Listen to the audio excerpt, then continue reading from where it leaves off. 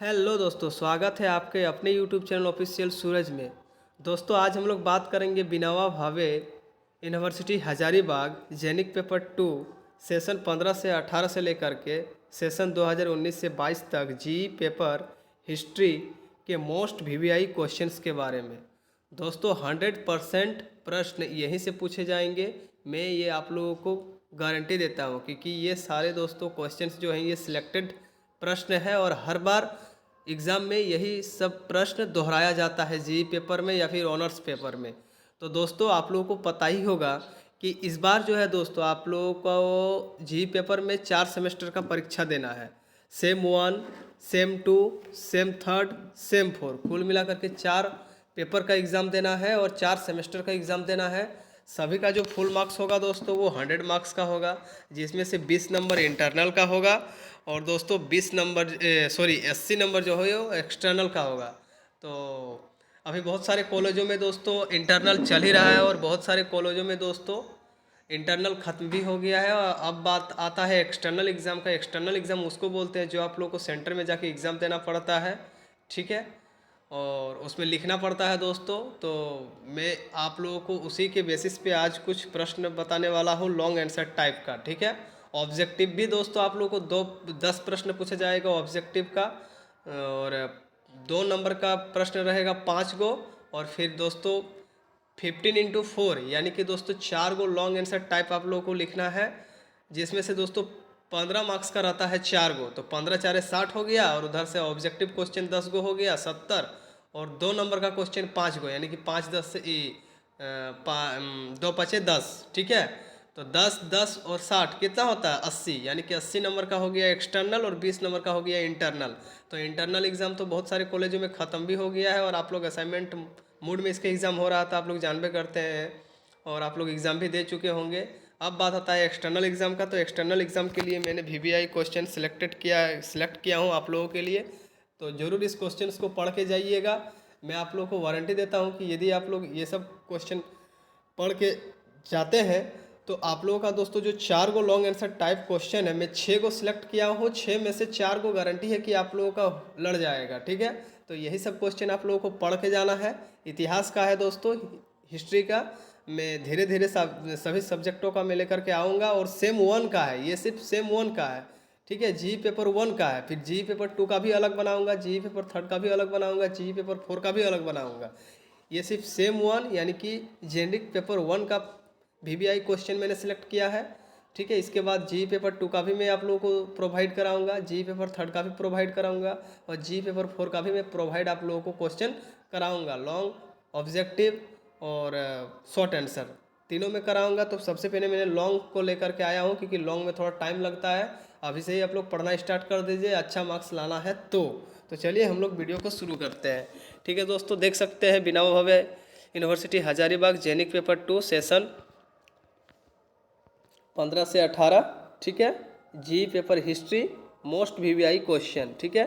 100% प्रश्न यहीं से पूछे जाएंगे, 100% प्रश्न यहीं से पूछे जाएंगे। देख सकते हैं आप लोग, जी पेपर 2 इतिहास लॉन्ग आंसर टाइप क्वेश्चन, ठीक है। जी पेपर 2 इतिहास लॉन्ग आंसर टाइप क्वेश्चन जेनिक पेपर 1 सेमेस्टर 1, ठीक है। दोस्तों, जी पेपर 1 में आप लोगों को प्राचीन भारत का इतिहास हड़प्पा सभ्यता से लेकर के सिंधु घाटी सभ्यता, हड़प्पा सभ्यता का ही दोस्तों सिंधु घाटी सभ्यता बोला जाता है, माफ़ी चाहता हूँ। प्राचीन भारत इतिहास में दोस्तों आप लोगों को हड़प्पा सभ्यता से लेकर के मौर्य काल तक का सिलेबस को पढ़ना है, और उसी से अटैचमेंट से दोस्तों क्वेश्चन आएगा, जैसे कि सिंधु घाटी सभ्यता से प्रश्न आएगा, वैदिक सभ्यता से प्रश्न आएगा, प्राचीन भारतीय इतिहास का स्रोत, या फिर प्राचीन भारतीय इतिहास का पुरातात्विक स्रोत, या फिर साहित्यिक स्रोत। दो गो तो स्रोत ही होता है दोस्तों इतिहास को जानने के लिए। तो दोनों स्रोतों को आप लोगों को पढ़ के जाना है। इसके बाद चंद्रगुप्त मौर्य भी आ सकता है, सम्राट अशोक भी आ सकता है, ठीक है। ये सबको आप लोगों को पढ़ के जाना है दोस्तों, ठीक है। वैदिक सभ्यता से भी कुछ प्रश्न बनेगा, सिंधु घाटी सभ्यता का पतन से बनेगा, उसका नगर नियोजन से बनेगा, उसका सांस्कृतिक, धार्मिक, आर्थिक, राजनीतिक व्यवस्था उस समय कैसा था, वैदिक सभ्यता में धार्मिक, आर्थिक, राजनीतिक, आर्थिक व्यवस्था किस प्रकार का था, ये सभी प्रकार का प्रश्न मैं दोस्तों आप लोगों को आज बताने वाला हूँ। और सभी के सभी प्रश्न अपने आप में दोस्तों वीवीआई है, तो सभी प्रश्न को पढ़ करके आप लोग जाइएगा। जितना मैं बता रहा हूँ इतना यदि आप लोग पढ़ के जाते हैं तो 100% आप लोगों का मार्क्स जो है दोस्तों बेस्ट स्कोर से आप लोग पास होने वाले हैं। ठीक है, देख सकते हैं दोस्तों सेशन 15 से 18 टू 19 से 22 तक। ठीक है, पहला आप लोगों का क्वेश्चन है दोस्तों वीवीआई कि चंद्रगुप्त मौर्य की जीवनी तथा उनके उपलब्धियों का वर्णन करें। ठीक है दोस्तों, चंद्रगुप्त मौर्य का जन्म कब हुआ था, उनका पिता का नाम था क्या था, उनका माताजी का नाम क्या था, चंद्रगुप्त मौर्य का बाल्य व्यवस्था कैसा था। ठीक है, किस तरीके से वे कौटिल्य के सहायता से घनानंद को पराजित किए थे, ये सभी चीज़ों को आप लोगों को लिखना पड़ेगा। उपलब्धियों में दोस्तों सेल्यूकस निकेटर से वो युद्ध किए थे। ठीक है, यूनानियों को दोस्तों भगाए थे। ठीक है, ये सारा चीज़ों को आप लोगों को देना है, किन किन युद्धों में वो भाग लिए थे, ये सारा चीज़ दोस्तों उनके उपलब्धियों में आ जाएगा। और जीवनी में दोस्तों उनका बाल्य व्यवस्था के बारे में आप लोगों को लिखना पड़ेगा, जन्म, मृत्यु, माता का नाम, पिता का नाम, बाल काल उसका कैसा था। ठीक है, और उपलब्धि में वो सब सारा चीज़ यदि आप डिटेल के साथ पॉइंट वाइज लिखते हो तो आप लोगों का गारंटी है कि आप लोगों का स्कोर दोस्तों बेस्ट आने वाला है। ठीक है, तो पहला वीवीआई क्वेश्चन क्या हो जाएगा दोस्तों, चंद्रगुप्त मौर्य की जीवनी तथा उनकी उपलब्धियों का वर्णन करें। इसको दोस्तों आप लोग पढ़ के जरूर जाइएगा। और दूसरा वीवीआई क्वेश्चन है दोस्तों, सम्राट अशोक के धार्मिक नीति का वर्णन करें। इसी को बोलते हैं अशोक का धम्म। अशोक का धम्म का नीति क्या था, तो अशोक का धार्मिक नीति क्या बतलाता है कि सभी धर्मों को समान मान्यता देना, सभी धर्मों का आदर करना। ठीक है, बड़ों का आदर करना, गुरु का आदर करना, माता पिता का आदर सत्कार करना, पशु बलि की निंदा, पशु पर जो हम लोग अत्याचार करते हैं उसका बलि पूजा करते हैं, वो सब सारा चीज़ों को दोस्तों बंद नहीं करने का उसमें सीख मिलता है हम लोगों को। ठीक है, फिर दोस्तों ब्राह्मणों को दान देना, श्रवणों की सेवा करना, ये सब सारा अशोक के धम्म में दोस्तों बताया गया है। ठीक है, अशोक का जो धार्मिक नीति है दोस्तों उसका धम्म जो है वो अशोक का ही देन है और सभी धर्मों का समावेश है। सभी धर्मों के अच्छे गुणों को मिला करके अशोक के धम्म को बनाया गया है। विश्व का सर्वश्रेष्ठ जो दोस्तों धर्म था वो अशोक का धम्म था। और बोला जाता है कि अशोक जो था दोस्तों वो बौद्ध धर्म का अनुयायी था, जिसके कारण उसमें सभी बुद्ध के गुणों को उसमें सम्मिलित किया गया है। बाकी हिंदू का भी बहुत सारा धर्म उसमें शामिल किया गया है, हिंदू धर्म को भी शामिल किया गया है। ठीक है, जैन धर्म, बौद्ध धर्म, हिंदू धर्म, सभी धर्मों के अच्छे बातों को बौद्ध के धार्मिक नीति में सम्मिलित किया गया है। इसको बढ़िया से दोस्तों यूट्यूब में बहुत सारा वीडियो आप लोगों को मिल जाएगा अशोक के धार्मिक नीति पर, तो इसको बहुत अच्छा से आप लोगों को पढ़ के जाना है और बहुत अच्छे तरीके से आप लोगों को लिखना भी है, जिससे आप लोगों का दोस्तों बेस्ट स्कोर बने। ठीक है दोस्तों, फिर नेक्स्ट है दोस्तों प्राचीन भारतीय इतिहास के साहित्यिक एवं पुरातात्विक स्रोतों का वर्णन करें या फिर उल्लेख करें। दोस्तों प्राचीन भारतीय इतिहास यानी कि एनिसेंट इंडिया को दो तरीके से हम लोग दोस्तों जान सकते हैं, एगो पुरातात्विक स्रोत के द्वारा, एगो साहित्यिक स्रोत के द्वारा। ठीक है दोस्तों, पुरातात्विक स्रोत में दोस्तों आप लोग का स्मारक, सिक्का, ठीक है, अभिलेख, ये सब ताम्रपत्र, ये सब सारा चीज़ आ जाता है दोस्तों। और साहित्यिक स्रोतों में जितना भी धार्मिक ग्रंथ है जैसा कि वेद हो गया, पुराण हो गया, ठीक है, आपका उपनिषद हो गया, ये सब सारा चीज़ों में दोस्तों। और फिर आपका बहुत सारे राइटर का जैसा कि दोस्तों कौटिल्य का अर्थशास्त्र, ये सब सारा चीज़ों से दोस्तों साहित्यिक स्रोतों से हम लोग को जानकारी मिलता है, जिसका लिखित साक्ष्य हो। ठीक है, और इसके बाद दोस्तों और एक इम्पॉर्टेंट क्वेश्चन है, क्वेश्चन नंबर चौथा। तो प्राचीन भारतीय इतिहास के साहित्यिक एवं पुरातात्विक स्रोतों को आप लोगों को पढ़ के जरूर जाना है, क्योंकि ये भी अपने आप में एक महा वीवीआई क्वेश्चन है। ठीक है, और फिर है चौथा क्वेश्चन है दोस्तों कि सिंधु घाटी सभ्यता के नगर नियोजन व्यवस्था पर संक्षिप्त टिप्पणी लिखिए। सिंधु घाटी सभ्यता, हड़प्पा सभ्यता, सेवत सभ्यता, ठीक है, ब्रॉन्ज एज सिविलाइजेशन, ठीक है, इसी को बोला जाता है। तो दोस्तों इंडियस वैली सिविलाइजेशन इंग्लिश में बोला जाता है, तो इसको पढ़ के जरूर जाना है। इसका नगर नियोजन को, ग्रिड प्लान को, कच्ची ईंटों से उस समय घर बनाया जाता था। ठीक है, सड़कों पर 90 डिग्री का कौन झुकाव होता था।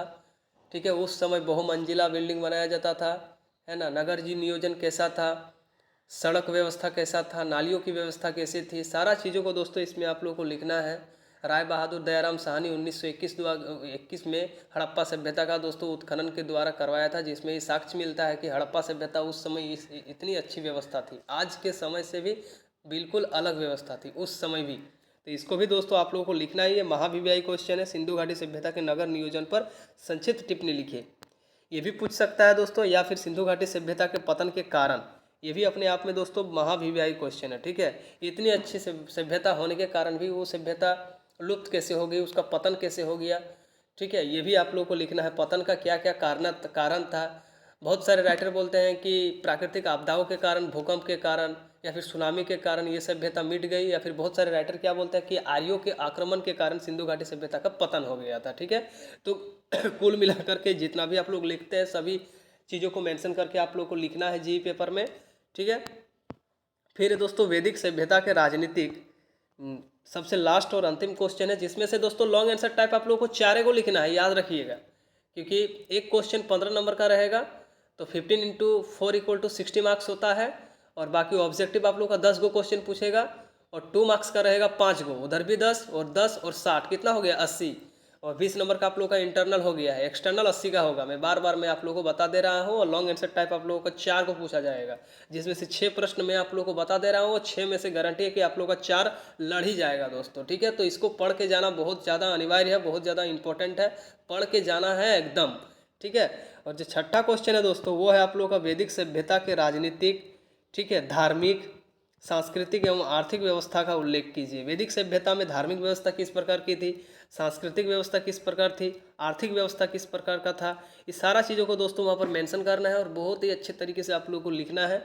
ठीक है, वैदिक सभ्यता और एक सिंधु घाटी सभ्यता दोनों इंपॉर्टेंट है, और दोनों आप लोग को एंशिएंट इंडिया में पढ़ना है।